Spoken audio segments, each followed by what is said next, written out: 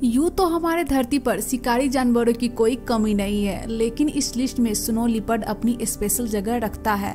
और ऐसा हो भी क्यों ना, आखिर कैट फैमिली से बिलोंग करने वाले जानवरों में एक स्नो लिपर्ड अपनी हंटिंग स्किल के लिए फेमस जो है।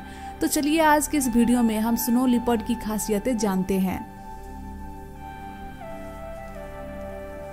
जंगल की दुनिया में टाइगर, लायन और चीता कुछ ऐसे शिकारी नाम हैं जिनका दबदबा हमेशा कायम रहता है।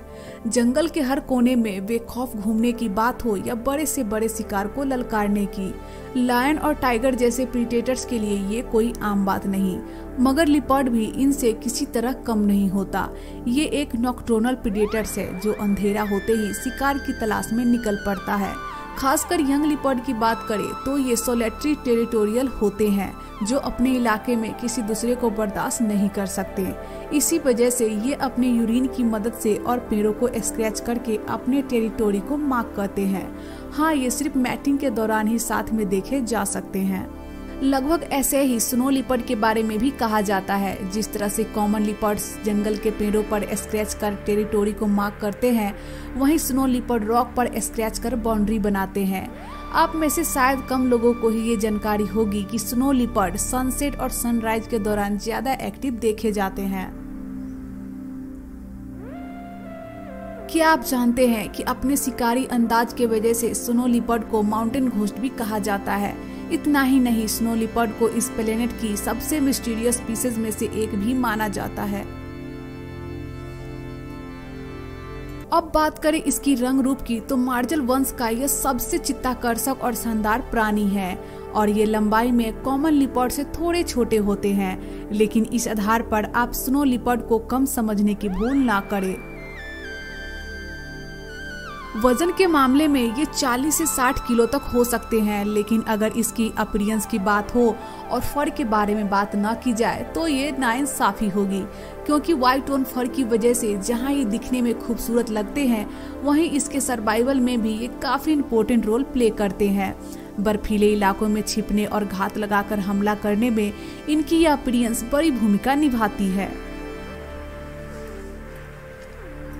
जैसा कि हम बात कर रहे थे कलर पैटर्न की, तो दरअसल कॉमन लिपर्ड को आप देखेंगे तो उसका कलर पैटर्न इसके हैबिटेट से काफी मैच करता है। फिर चाहे आप स्नो लिपर्ड की बात क्यों ना करें, दोनों का कलर पैटर्न कैमोफ्लाज के लिए सुटेबल माना जाता है। इनके शरीर पर पाए जाने वाली डार्क मार्किंग्स इन्हें कैट फैमिली के दूसरे मेंबर से बिल्कुल अलग बनाती है।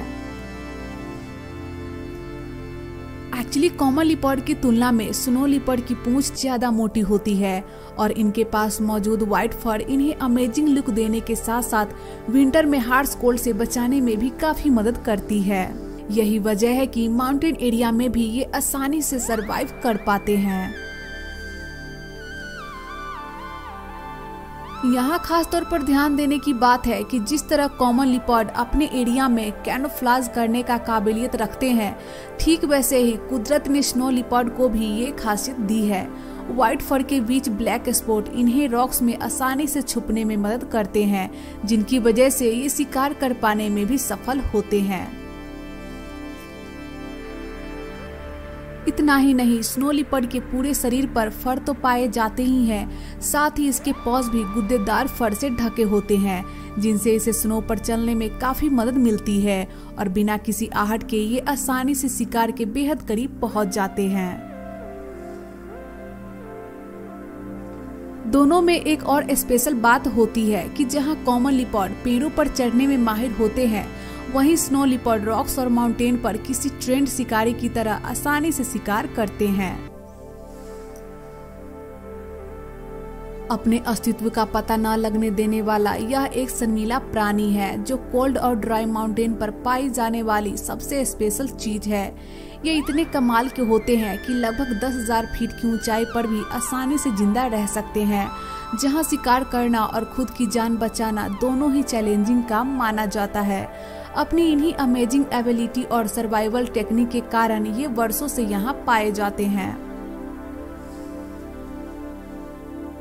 स्नो लिपर्ड को सेंट्रल एशिया के माउंटेन रेंजेस का नेटिव एनिमल माना जाता है। दरअसल यहाँ दूसरे जानवरों का बचना मुश्किल हो जाता है, वहीं स्नो लिपर्ड यहाँ जिंदा रहने की सारी बारीकियों से परिचित है। विंटर के दौरान स्नो लिपर्ड लो लैंड में आकर रहने लगते हैं, फिर ठंड कम होते ही वापस ऊपर माउंटेन की ओर रुख मोड़ लेते हैं। वहीं अगर बात करें इसके खाने की तो कॉमन लिपर्ड आसानी से अपना शिकार कर लेते हैं, यहाँ तक कि अपने से बड़े जानवर को भी गर्दन दबोचकर अपने बस में करने की ताकत रखते हैं। मगर इस मामले में स्नो लिपर्ड अपॉर्चुनिस्ट होते हैं। इन्हें मौके पर जो भी मीट मिल जाता है ये उसे खाकर ही अपना गुजारा कर लेते हैं, क्योंकि जंगल के मुकाबले माउंटेन और रॉक्सी जगहों पर काफी कम शिकार अवेलेबल होता है, इसलिए चूजी होने का कोई ऑप्शन ही नहीं होता।